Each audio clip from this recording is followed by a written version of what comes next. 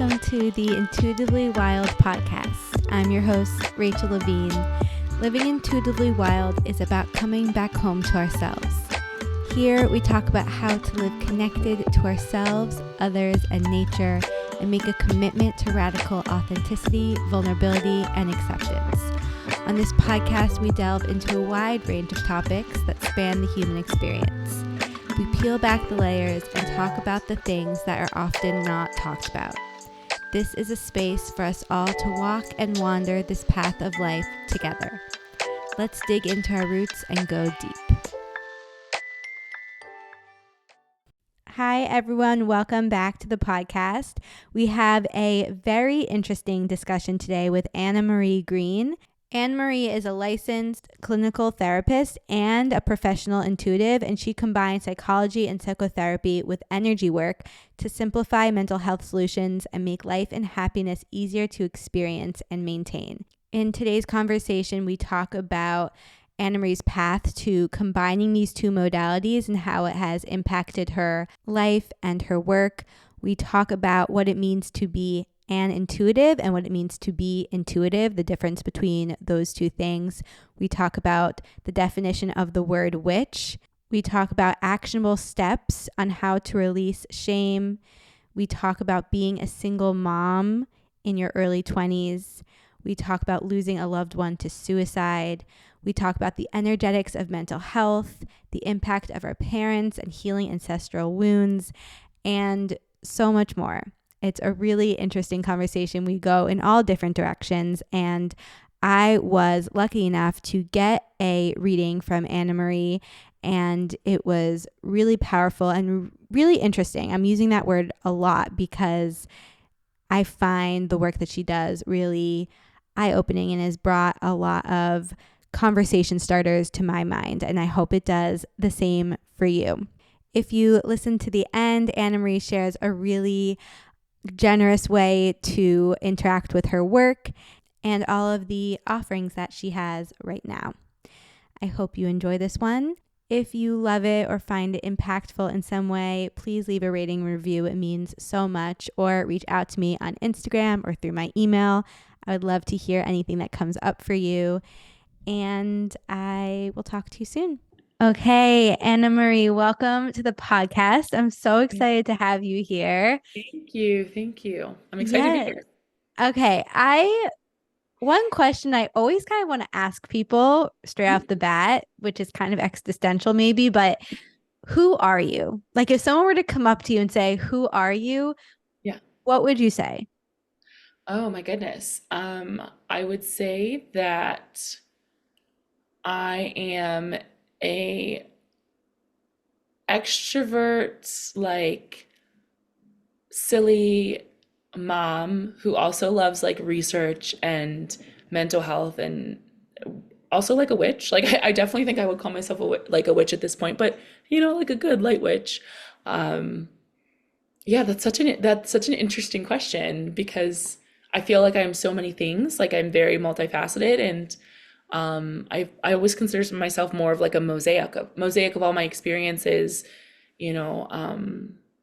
Yeah, so I will say that. Yeah, it's so interesting to watch people answer that question because Yes. how do you put words to who you are? Like, I think our Yeah. society tries so hard to put us into a box and Yeah. label each person, but you simply can't. Like, we are Yeah. so multidimensional Yeah. and multifaceted. Yeah.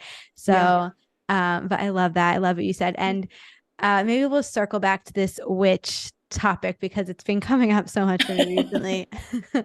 But in the same vein, what is something you wish people knew about you that you don't think many do? Hmm. Oh, that's a hard one. Okay. That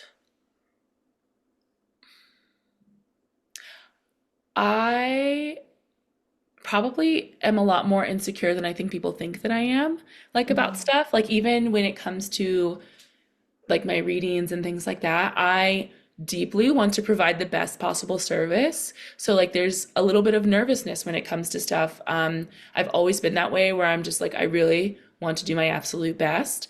And I definitely can get in my head about it sometimes because of the past experiences that I've had. Besides that, I like, so one of the things that people don't know is that I actually have a disability. So I have epilepsy. I've had it since I was 4, and I don't drive. And it's something that people don't like. They don't know, and why would they? But it's plays such an active role in my like the person I am today and why I care about the things that I care about. So yeah, Wow. Okay. I want to touch on both of the topics you brought up.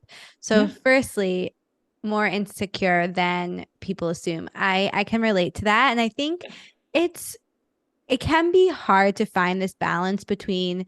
showing up confident and grounded, especially when we're working with mental health and Yes, yeah, healing and one-on-one with clients. We want to be this grounding presence and yeah, be confident in ourselves and our work and connection with yeah, people. And at the same time, we want to show up authentically and be fully yeah, seen and, yeah, be the humans that we are. And yeah. we are insecure, like humans are insecure. Yes, absolutely, So, absolutely. yeah, it can be really, I've found it challenging to find that Yeah. balance. And being a leader and somebody who helps other people, especially when it comes to like mental health stuff and educating and just trying to do something differently than like the path that is paved in front of you is so nerve-wracking, and you have to face so much of your own inner work, like what we would like call shadow work, but just like my I've had to face a lot of my own stuff as I am continuing to grow and work with clients and stuff like that. Is that there's this level of inner work that I have to constantly do.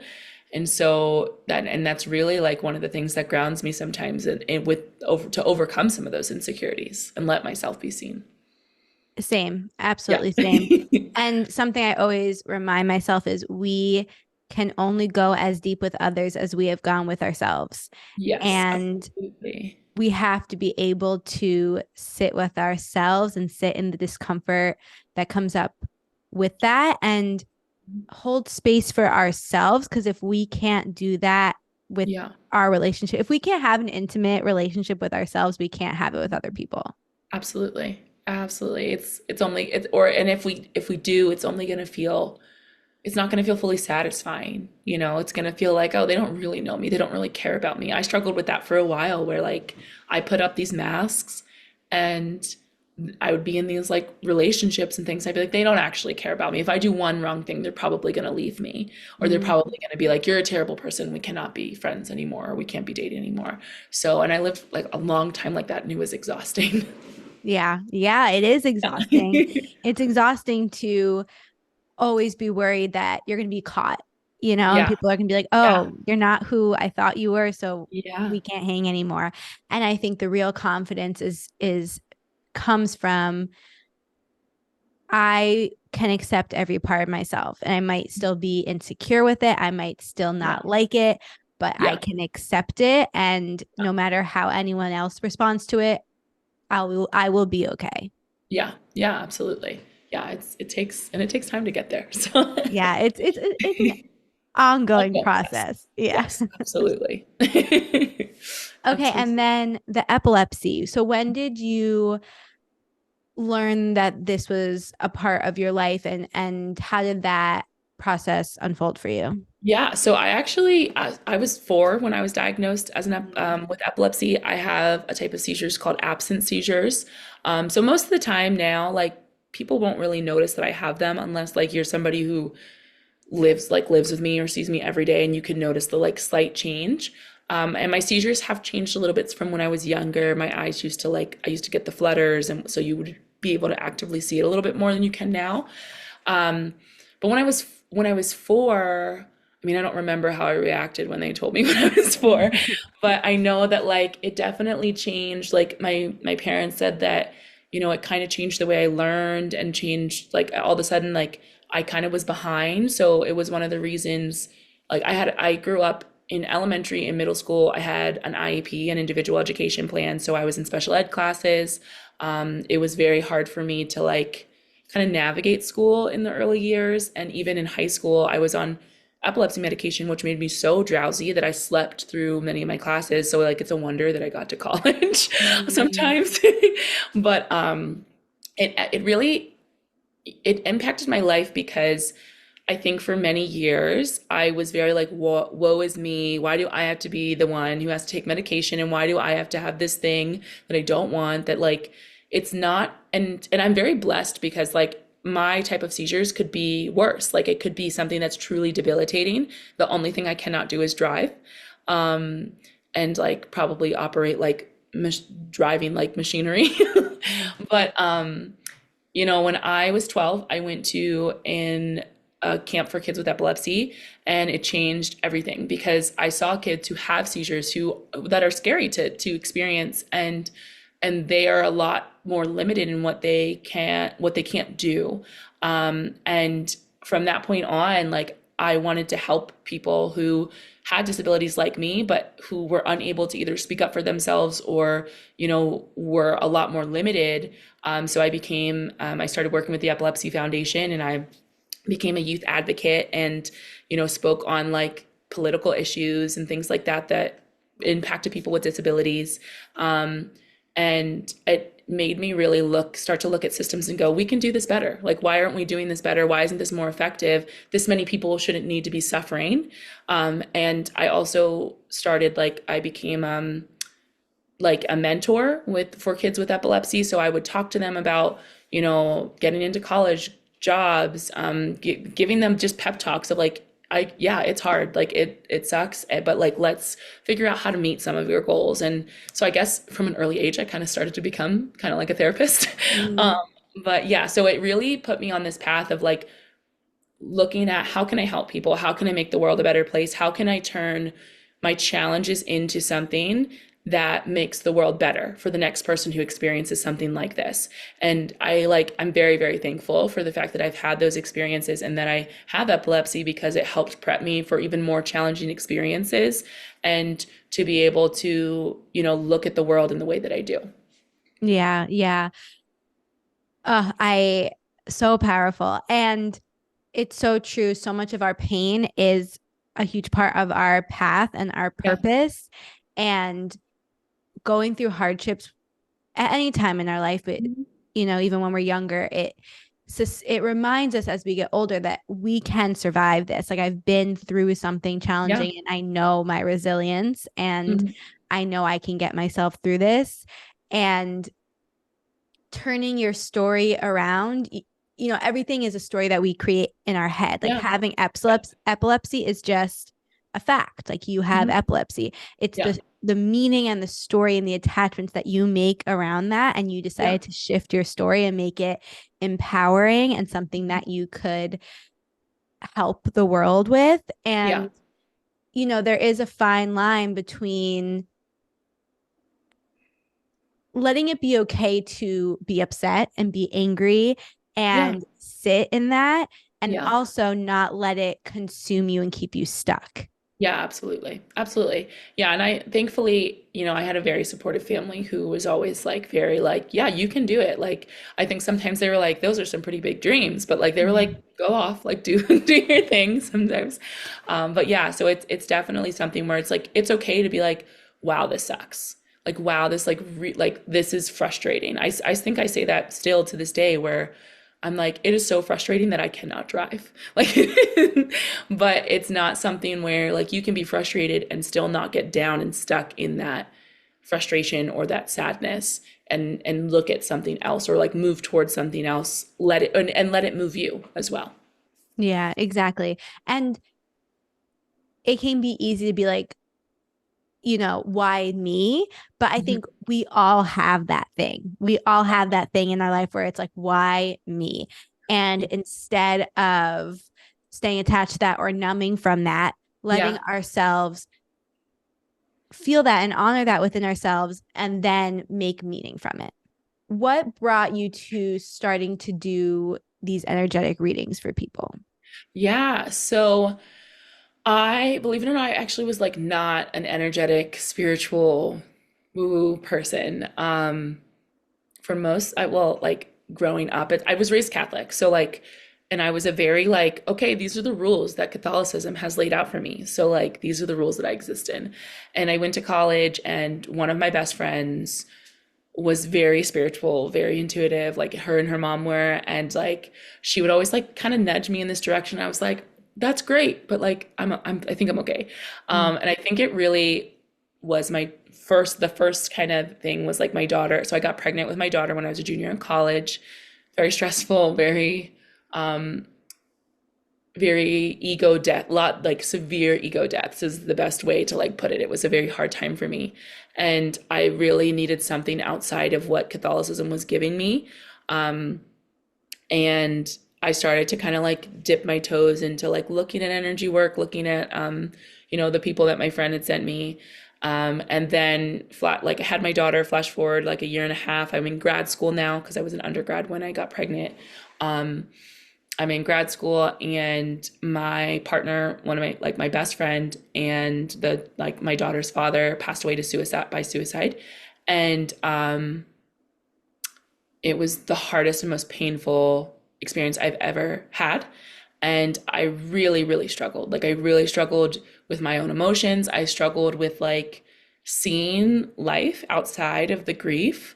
I have felt all the things. I was angry, I was sad, I was like, I felt like it was my fault.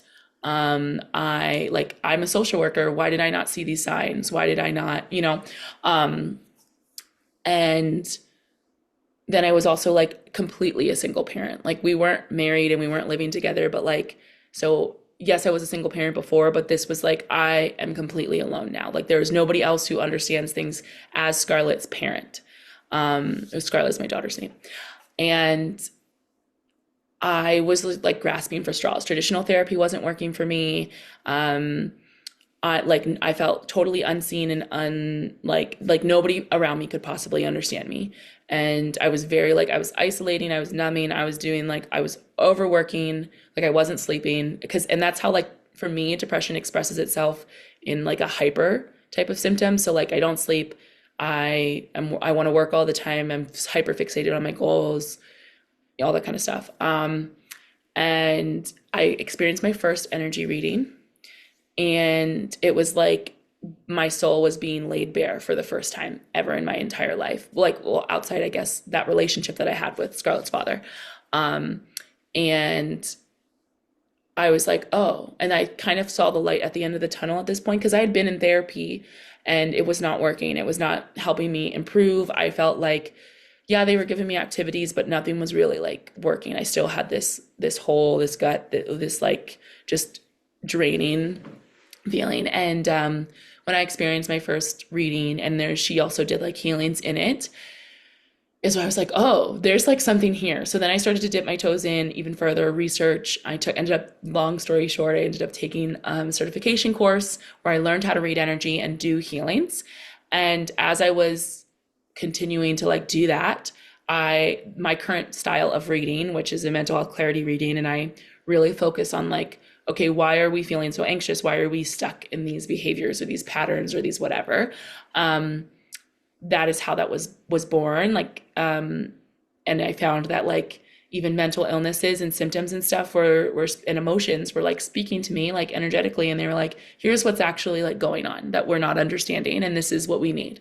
So that's really where even treatment planning and stuff, it really helped to actually do things that were effective for my clients. And so then and I became a therapist also somewhere in this timeline. And when I started integrating some of the energy work stuff in the readings, my clients were like, they were reaching their outcomes and their goals like in no time. I only need like 3 months with somebody, and they're like symptom free and on the other side of stuff. So yeah, that's the long story about how I got to the place I am now.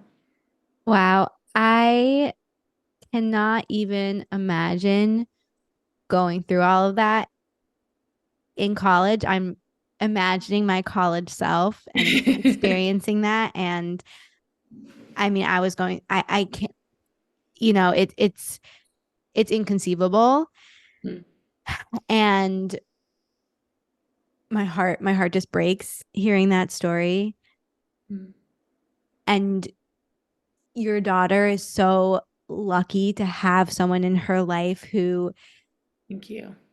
has done this work and understands how to Mhm. move through these hard challenges and can show up for her through Yeah. all of that. Like that is the biggest thing.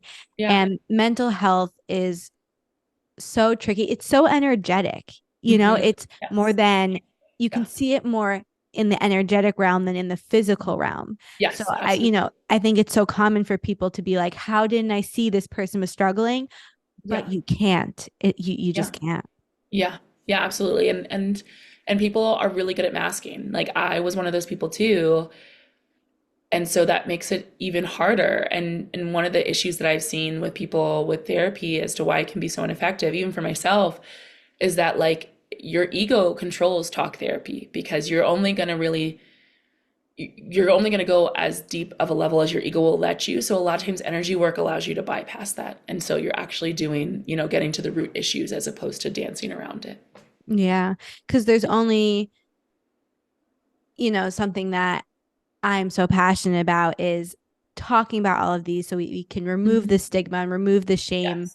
And I think it would help our world's mental health at a baseline if we're able to Yeah. talk about these things.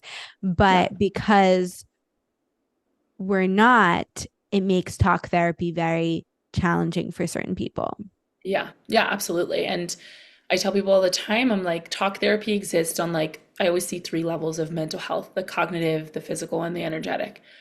The cognitive is like all the mind work, and it's not that you can't create changes or experience success or it's not helpful, but it's very hard to talk your way into a regulated nervous system. It's very hard to like talk your energy into like shifting or letting go of things, or calling pieces of your soul back from different traumas you've experienced. It's possible, it just takes a long time. It's not the most effective way all Yeah. the time.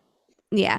And I think that, I mean, I'm in talk therapy. I've done it and it's helped me so much. I am a Yeah. big believer of it. And at the same time, it can't, I don't believe it can exist on its own. It Yes. Yeah. has to be an embodied practice. Healing has to be,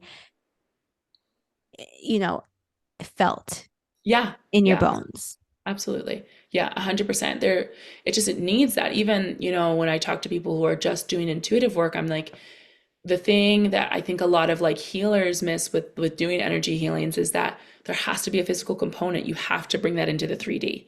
Otherwise, it's not going to stick. It's going to feel good for a little bit, but then it's either gonna, not go away, but like it's gonna be shifted because the energy in your body or like in your environment is different, or hasn't been integrated, or your energy and your body are gonna be operating at different frequencies, and you're gonna feel like sick or drained and like just it's gonna feel insane. Yeah. And you ultimately, you have to have the tools to regulate yourself. Yeah, It has to come back into your hands and you have to take the power. yeah, And you can't do that solely from one direction or the other. You need it all. absolutely. Yeah, yeah, absolutely. It's all parts of you are important. So, and it's Yeah. once you kind of get that all together, it makes things a lot easier. Yeah. So when you say that you read the energy of different mental illnesses, what does that mean? What does that look like and feel like to you? Yeah. Okay. So I am a seer. So I see when I am connecting to energy, when I'm reading energy, I'm seeing, and I'm also like, my strongest senses are seeing, feeling, and then like knowing. So a lot of times I'm seeing and I'm feeling. If I want more information, I'll try, like, I'll reach out and like feel it. So essentially, I will call, it started with emotions actually. Emotions were the first thing that I guess like channeled and connected with. Um, and so essentially, like I'll be sitting in meditation and I will call forward the energy of like, let's say sadness, for example. I think that was one of the first ones. And so I will see it as like a particular like glowing ball of energy, any type of problem or situation, because everything is made of energy. So I will see it as like some type of ball of energy, and it looks different. Sometimes there's different textures, different colors, different shapes. But overall, it's usually like a ball that I can unravel and go as deep as I want to. So sadness, the energetic like baseline of it, what I learned from it was that when we feel sadness, our soul is really seeking connection and community to be able to adjust and transition and work through a change. So like that's why like when we cry, it actually creates a chemical reaction in other people to want to nurture, to want to comfort, to want to come closer, as opposed to like anger, which is very passionate and wants boundaries, wants action to be taken. So when I'm in meditation, it presents itself to me as usually some type of ball, and then I'm trying to just like describe what I do. So like my eyes are closed, but like I'll kind of like put my hand out and I'll like either unravel it or go deeper, and then I'm shown different things, or I'm like feel into different things, and stuff like that. If I want clarity, I'll ask for clarity on something like, can you show me this in a different way that I understand? And so that's the same of what I do with the mental illness is. It's like what's actually going on. And it's kind of almost just like interviewing them energetically. And they're telling me like this is what's actually happening. These are why these symptoms are showing up. And this is like kind of what people need to do. And that's one of the ways. So I like with anxiety and depression, that's like how I got all the information I have on those. Mm-hmm. Was that in addition to, I was seeing clients who were struggling with these illnesses and the symptoms of these illnesses for that was like the first I was that was when I first started with. I had 30 plus clients a week who all had severe anxiety or depression. And that's how I really got acclimated with it on a clinical level and seeing how it was playing out. And then as I continue with the learning energy work and stuff, I expanded into my understanding on that. And do you have any examples that you can use that can help people create a clearer picture in their head about what comes to you and what work you do? Just like use an example of something that came up in just like a reading in general earlier Mm-hmm. today. But really, like when we are kids, our energy is very, very open. So, and that's natural. It's supposed to be that way because biologically we need to be attuned to our caregivers so we know if something is safe or not safe. A lot of times when we're kids, we end up courting to like everyone thinks that cords are just like between two people, but a lot of times kids end up courting to their parents' problems. And so their parents like fears, their parents' unprocessed emotions, their traumas actually end up playing a role in what we're experiencing, especially when it comes to mental health, because we have courted to those things as a way to connect to our parents and as a way to stay connected to our parents. And then when it's something that can actually cause a lot of anxiety or depression or like lack of focus, is when our parents have a lot of like unprocessed junk that then is kind of playing out in our lives and our relationships and how we feel and the patterns we experience. Yes, the impact of our parents' Yes. energies and mental health Yes. on us. Yeah, Mm. yeah. I mean, that definitely came up in my reading. You Okay. you talked about that, and it's so interesting. Like I do believe that we are very impacted from by our ancestors, not only our immediate family, but even people who have passed away that we've never met or, Yes. years ago. I've always felt like I'm someone in my lineage kind of breaking patterns and doing Hmm. things differently and healing Yeah. things. Yeah. And but it's so interesting to hear something about, say, my grandma or my great grandma who I never met, and be Yeah. like, oh, I'm healing that for us. Yes, yes, absolutely. It's very, very intense. And like one of the things I've learned is that sometimes there are specific ancestors who had like a lot of heavy stuff and they did not work through all of their stuff in their lifetime.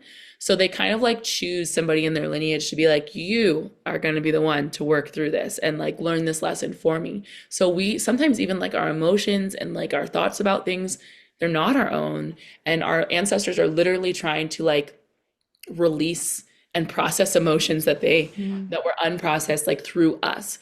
So sometimes during the healings, I call this healing like an ancestral lament, and it's essentially where it's like a therapy session for one of your ancestors who's really like playing a huge role in like the stuckness and the themes and things like that for you. And but I let them like let go of their emotions and tell their story and like and soothe them and very much become like an ancestor for them as well, so Uh, that they can let it go and they can let go of that cord and they can let go of putting certain things repeatedly in your path, because it's not actually, you don't actually need to learn that soul lesson for your whatever your purpose is on this lifetime. It's really much more of the ancestral stuff that's just coming up. Interesting. Mhm. Backtracking a second to build a foundation for people who might not know, what does being an intuitive mean to you? Yeah. Okay. So to me, everyone is intuitive. Everyone has the ability to be intuitive individually, but to be like an intuitive professionally, which I think that's what you're kind of asking me, is an individual who has built their own intuitive skills and things like that up to a certain extent where they're able to connect with other people's energy and see things a little bit more clearly and help with that healing on an energetic level. So people who are really masters of working with energy, masters of kind of being able to take in information or like raw energy and understand it so that you can essentially provide this like information, this mirror and this pathway for other people who a lot of times with our own paths and stuff, it can just feel very cloudy to try to see and try to work through. So having somebody else say, here's what I'm seeing, and then you're like, oh crap, yeah. Oh my gosh, 100%. And looking at things in a different way than we did before. So that's really what I would say, like to me, what an intuitive is, professionally speaking, is really. I know some people call them psychics, some people call them, some people call them witches, whatever. But that's yeah, that's what I would consider it. Yeah, to me, what I was thinking about is there is a difference between being an intuitive and being intuitive. Yes, You know, yes, because everyone's intuitive, and that's, a lot of the work yeah, I do is helping people strengthen that connection to their intuition. And I do believe everyone has the ability to be an intuitive if they really if they desire really want to. to. Yeah, but it takes, Yeah, it's like making that your profession. yeah, It takes a different path and studying yeah, and all yeah. that. It's a different journey. So I think that distinction helps it make sense to me. Hmm. And I want to ask you about this word witch because it's Yes, been very present in my life recently and interesting. coming Okay. up in a lot of Yeah. random conversations. So, what does Okay. being a witch mean to you? To me, it is somebody who, I mean, I usually think of it as females, like usually women are who I consider witches. Um, Not saying that men don't have the ability, but I think I would call them something else. I don't know what yet, but um, but really an individual who is connected to their own sense of like power, who very much believes in the magic that exists in the world and who is comfortable going outside of the lines of like the paths that are paved from you or paved for you and what society views as acceptable, who want to work with the elements, who it like, and there's a wide variety of witches, but are so in tune to their purpose and their own essence that they're willing to bravely step outside of the lines, in order to make the world a better place, to change the way that the world is, to change whether it's systems, whether it's their own family lineage. um but and whether that's like you're doing rituals or there's some people are into like spell work, the more traditional witch stuff, or you're like, I guess, the new age witches, which are like energy or light workers, that kind of thing. You're going outside of what society views is acceptable or like normal, and you're making that your life's work. Yeah, I think that's such a perfect explanation of it, and it resonates really deeply for me. Mm, It's been a very recent uh path of mine to be like, huh, I think I'm a witch. yeah, me too. Me too. And I don't need labels. I think that they have a time and a place, but I don't think they're always necessary. Yeah, But you know, the way that the core of my being believes that is circles around living in alignment with the seasons and the yeah, cycles of nature and connecting with nature and living, so like all the things we've been talking about, that is magic. yeah, Someone recently absolutely. asked me what is magic, and I was like, I think the wind is magic. Yeah, Like I absolutely. think the moon is magic, you know? So, Yeah. I mean, yeah, magic is so, to me, like people were like, oh, magic, like magic and whatever. I was like, but anything that was taken from an idea from someone's mind and created into the physical to me is magic. To me, cell mm, phones are magic. They don't make any sense. Like, yeah, truly. so I was like, yeah, they're tangible things. And yes, there's science behind it, but like science is just another form of magic. Yes. So yeah, I Yeah. totally agree with you. I completely agree. Aside from your work as an intuitive and working with clients and using those intuitive abilities to help heal and connect with others, what does your intuition look like for you? Like your relationship with Mm. your intuition for yourself?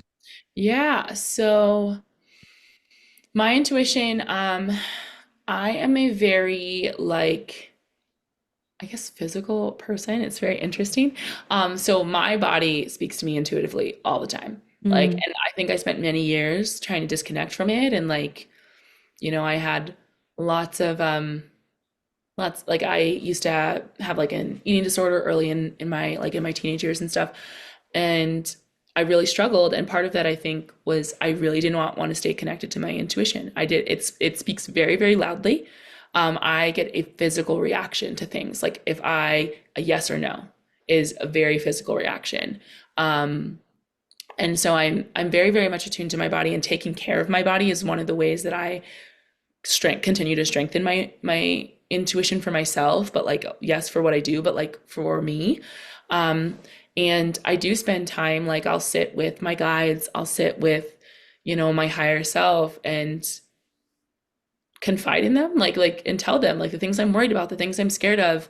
If I'm angry, like I let my emotions like flow freely, and then I allow myself the silence to like listen, even if they're telling me things I don't want to hear, which I think sometimes people can think of like when we connect with our guides or our angels that they're just going to tell us words of comfort, but no. it's not that's not the case. They're like, and you're like, I don't want to hear that right now. Mm. I like, so yeah, so that's one of the like I do make time and space for it. But I also find that just like everyday things, it doesn't have to be like meditating for an hour. It can literally be like in the shower, closing my eyes and connecting for 15 minutes. I like to run. So like I also feel best connecting when I'm using my physical body. So like running, or moving in some capacity and just letting like the downloads, kind of like letting myself receive it and then processing them. So yeah, so I do a lot of that kind of stuff as well. And I think it's important to know how you best receive information. Yeah, that makes so much sense for you specifically because I don't know how much you know about human design, but Oh, yeah. being a sacral generator, your Yes. intuition speaks to you through that sacral chakra. And that is Yeah. a physical, first of all, you have that energy to Yeah. move your body and have that response. It's this Yeah. physical yes or no reaction. Yeah. Yeah. And I also had an eating disorder, and it definitely served as a way to disconnect from, Yes. From those sensations. Yeah. yes, from the sensations in my body, from what my intuition was trying to scream at me, Yes. and to kind of shut down that Yes. energy. And I Absolutely. think, it seems to be a common thing because that's not the way our society tells us to be. Yes, yeah. Especially when your intuition is like telling you to do something that like makes absolutely no sense. You're like, that doesn't make any sense. I've Mm-hmm. had that many times. I'm Mm-hmm. also my strongest sense in human design is touch. So Yes. like so it's at the whole nother layer of like needing to move my body and kind of have like a physical component to stuff. But yeah, I there's been many times when my intuition is like, do this thing, and I'm like, I'm not sure. Like you're like, I'll tell my guides sometimes. I'm very sassy, like when it comes to my guides and things like that. I'll just be like, I know that you have my highest and greatest like good for me. However, I'm the human here experiencing the things. Like, I'm the one who has to live this. yes, I'm like, you guys are like super psychedelic up there, like doing your thing, and like I honor you. I know you have all this wisdom, but I am the human, and so I need a little bit. I need some more support here. Yeah, yeah. Uh, yes. And since we were talking about human design and you Mhm. seem to know a bit about yours, do you resonate with your human design? Yes, I fought it for Mm. a little while. Like when I think I first was introduced to human design when I was 24. I'm 28 now. I'll be 29 in Mhm. July. And I remember reading that I was a 6'2". Like generator, I was like, oh yeah, generator makes sense. And then I remember reading about the 6'2", and I was so angry and I was so sad because it was like the first 30 years are going to be like hard and you're going to have lots of experiences.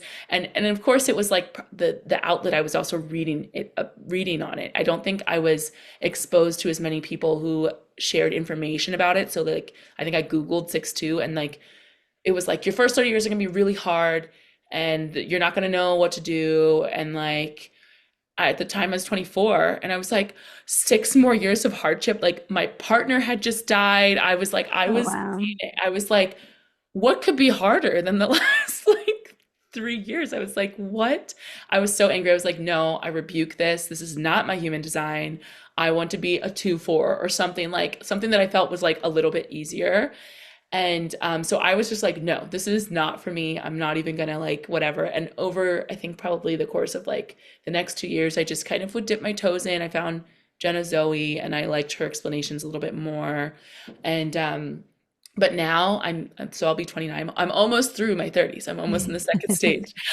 Um, I completely resonate with being a 6'2" and a generator and a not emotional, like all of the things in my chart.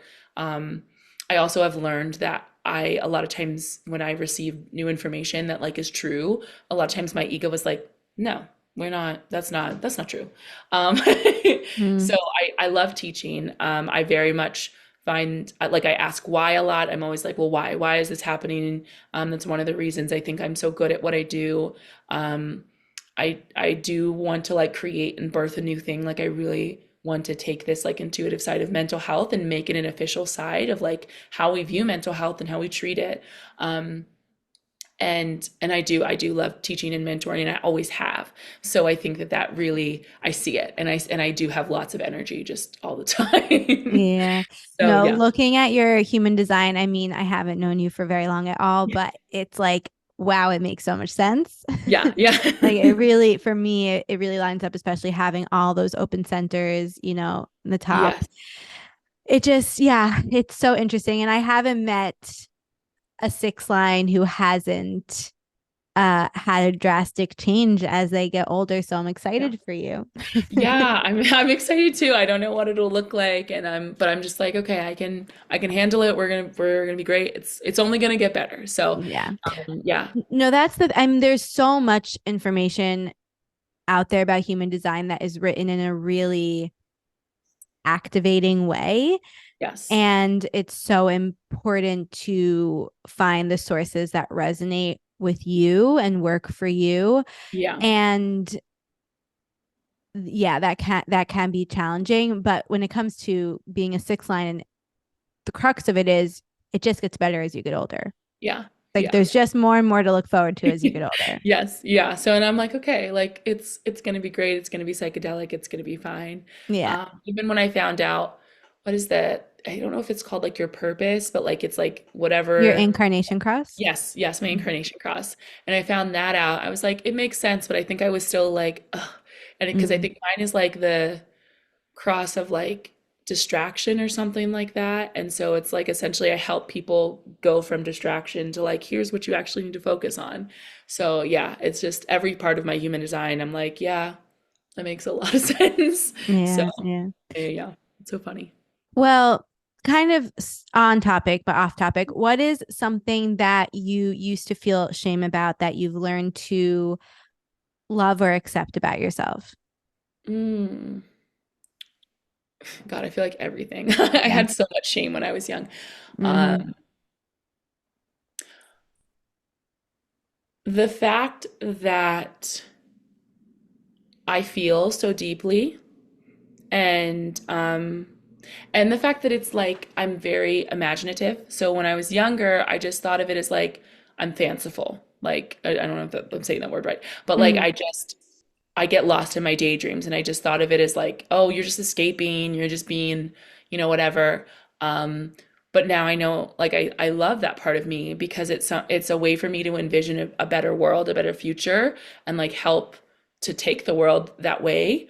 But also like me feeling things so deeply. I hated it. I fought it for so long. I remember in high school and early college, I'd be like, I'm not one of those emotional girls. Like, I don't care. I care. I, in fact, cared. I cared so much. I cared so much that I would probably be fixated on this thing for the next 3 to 6 months. Like, it was like, and the more that I fought my emotions, the worse it was underneath.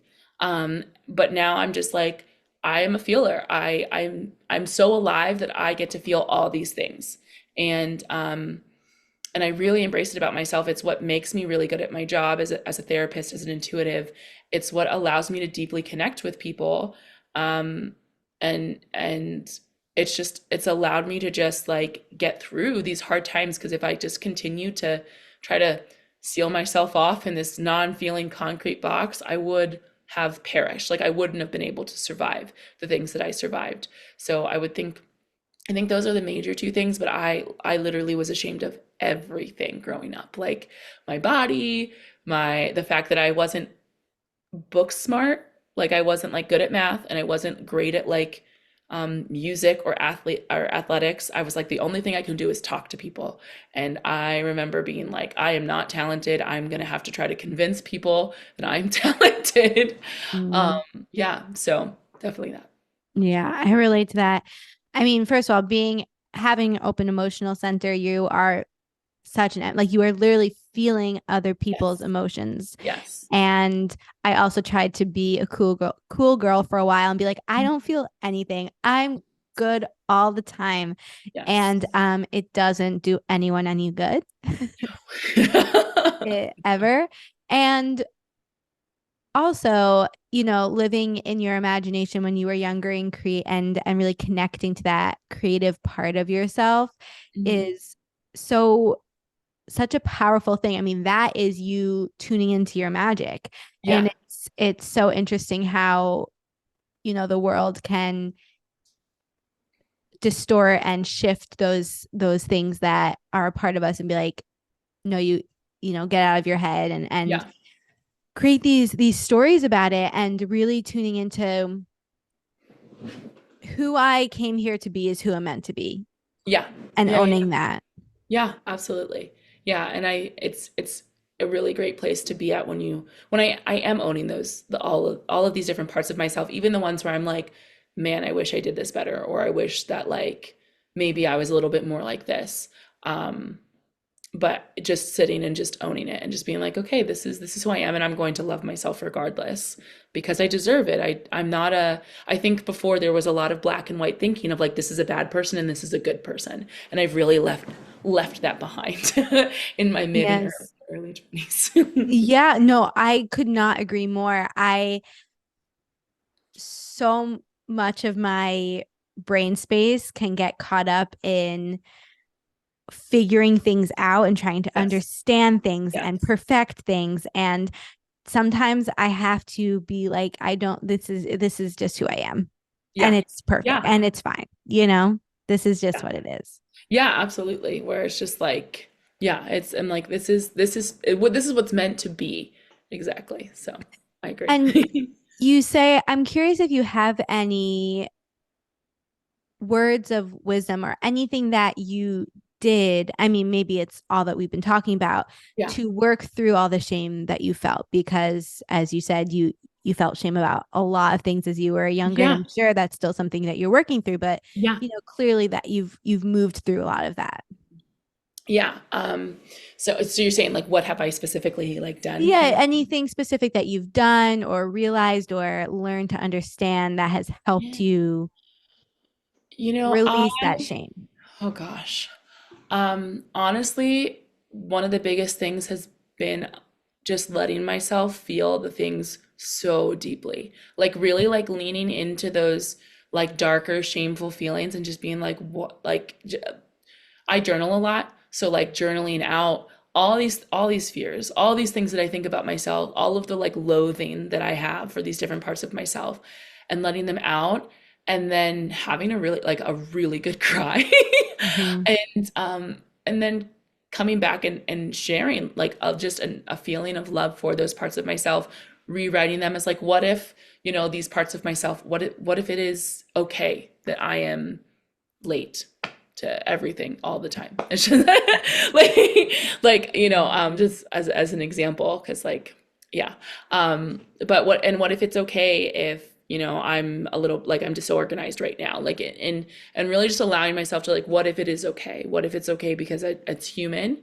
Um, and really looking at it as if I was a client or if I was my daughter or a friend, what would I be telling them? That they're a terrible person and like you deserve the hard things that happen to you, or like you're not worthy enough to be here, or like you like all these just like really self-loathy, really dark, dense thoughts that sometimes can come up when I'm sitting in a dark place, when I'm sitting in things not looking the way that I want them to look.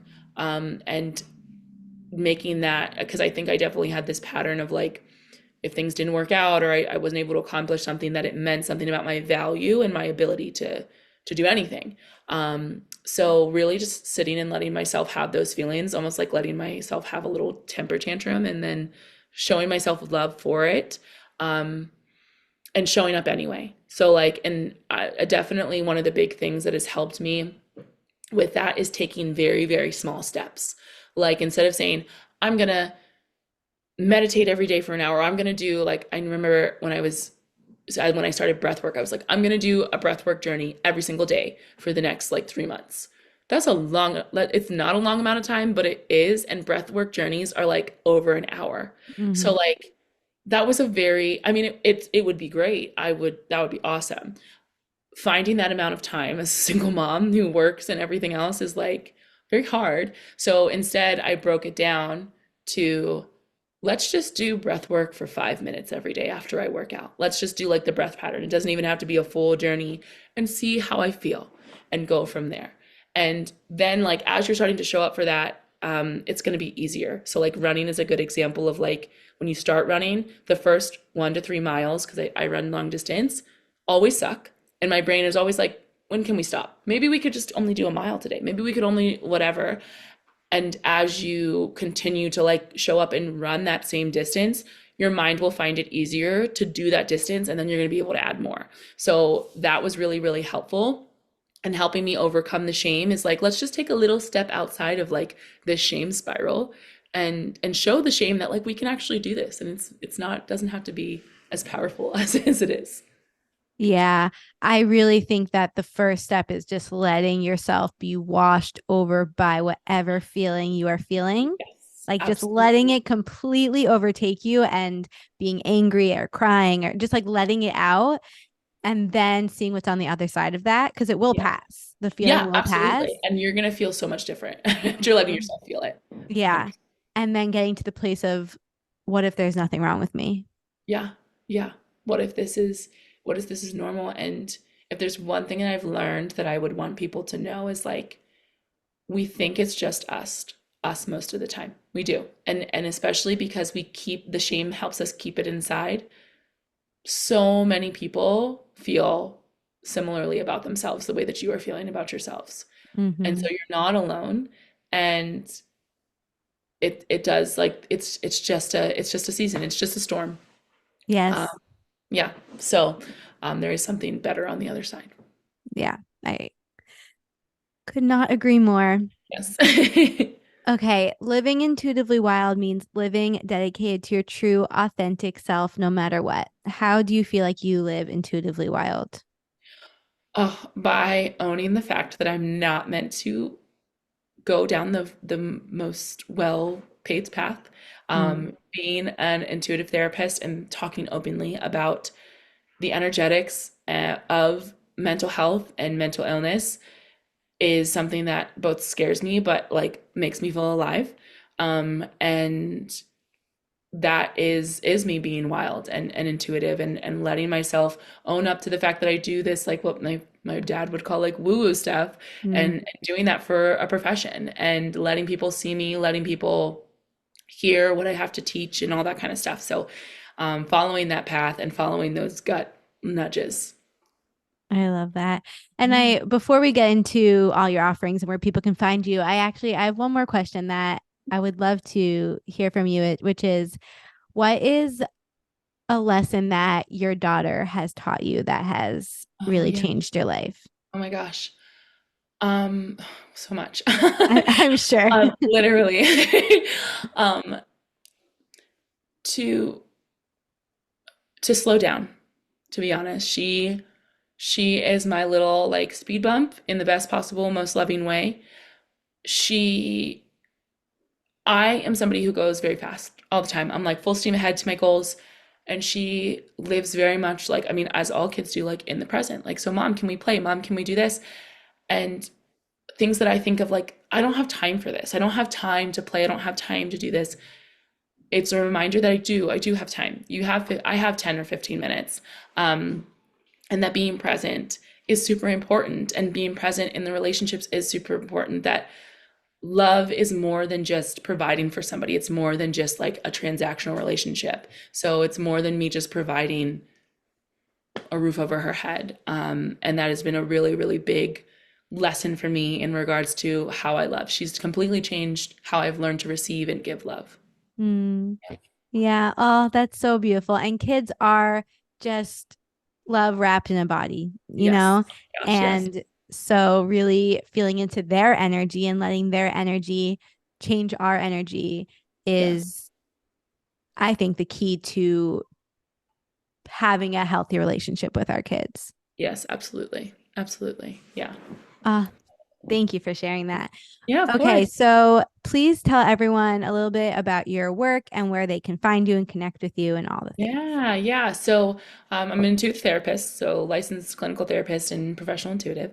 So I provide, there's three main offers or ways to work with me. So the first is like a single session. It's a mental health clarity session where I do a reading and a healing. And we go into really like why are you experiencing the symptoms or the blocks or the patterns that you have. Um, so you can really choose like anything. Some people are like my anxiety, some people are like my depression, some people are like I can't stop thinking about an ex and it makes me really angry and I don't know how to Mm, get away from this. It can really be anything, and I go into what is the root issue, what's holding you back, and then you leave with like a plan on how to leave this behind, like to fully heal from it, and get to the other side. So that's one of like my most popular. It's like in my one of my favorite. Like I mean, I love all my offers, but I love that one. It was my first one. And then there is intuitive therapy. So it's 12 weeks because I only need 12 weeks to work with people in order to help them be symptom free and feel completely different. But it really merges that psychotherapy and intuitive and energy work. So like you're getting healings. We are doing breath work where like yes, we're processing and stuff the way we do in therapy, but there's like added like meditations and subconscious reprogrammings. So there's lots of different things there, but it really does. It's this beautiful creation of psychotherapy and intuitive and energetic work, so that you can truly get to the other side of the stuff. So I'm helping you implement that, and it's a really beautiful actually transformation, and I'm amazed every single time.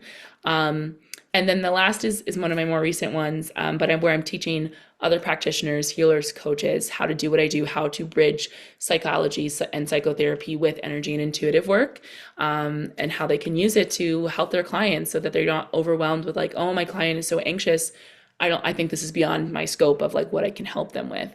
And so that they can understand mental health and illness on an energetic level and start to use their intuitive gifts, skills, to help provide better services, to help understand people. So and that's called the intuitive mental health certification. So it's 12 weeks.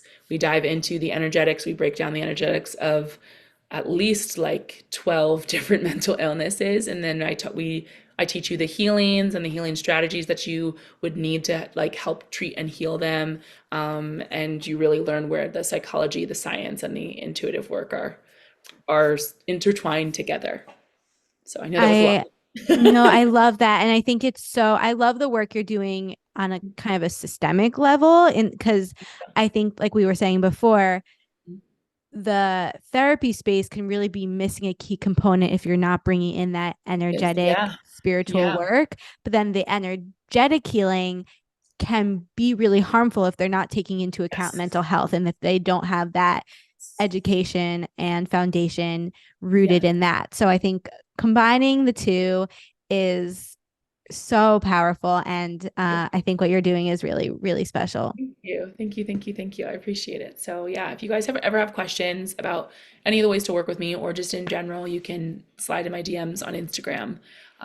My handle is at Annamarie F Green. So I'm wearing a pink Yeah. suit. And everything will be linked below. And Annamarie's being generous enough to offer 100 off of a reading with the code WILD100. So you can use that at checkout. Yes. And thank you so much for being here. You're welcome. Thank you for having me. This has been great. Thank you so much for joining me on this episode of Intuitively Wild, the podcast. I hope it helped deepen your connection to yourself, sparked some insights, and inspired you to live intuitively wild. If you enjoyed this podcast, it would mean so much to me if you would share it with others and leave a rating and review. And please reach out to me. I would love to connect with you. I will see you next time for more magic.